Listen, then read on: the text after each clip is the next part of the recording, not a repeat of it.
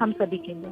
जी। तो हमारे बीच में हमेशा ही और विशेषकर संगीत में जिनकी रुचि है और संगीत के क्षेत्र के लिए ये अपूर्णीय क्षति है।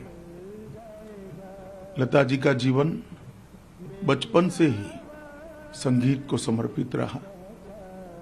सुर साधना में अंतिम सांस तक वो अपना योगदान करती रही और 7 दशक तक भारतीय संगीत को, भारतीय शास्त्रीय संगीत को, भारतीय फिल्मों के संगीत को वो सजाती रही, संवारती रही।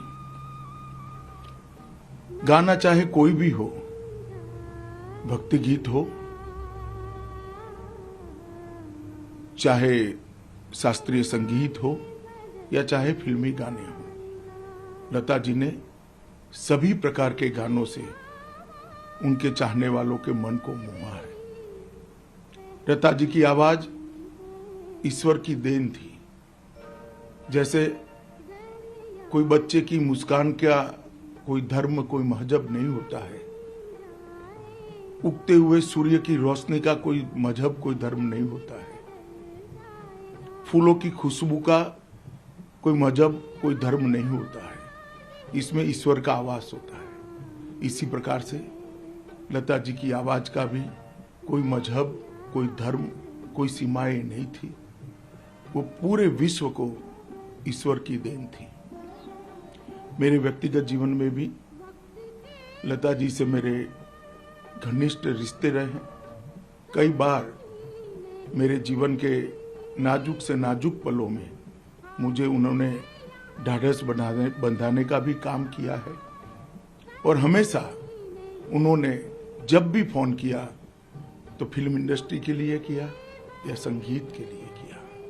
इतना समर्पित जीवन आज हम सब के बीच में नहीं रहा है। युगों तक लता जी की स्वर साधना और लता जी की आवाज और लता जी का संगीत के प्रति लगाव अनेक पीढ़ियों तक सबको प्रेरणा देता रहेगा।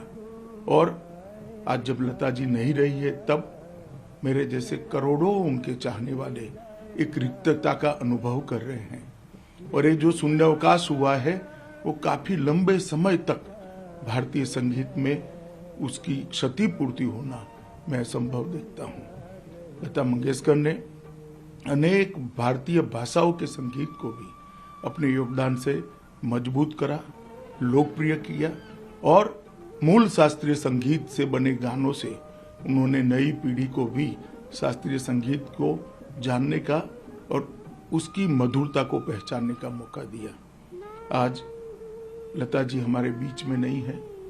हमेशा गीता में, ईश्वर में इनकी श्रद्धा रही।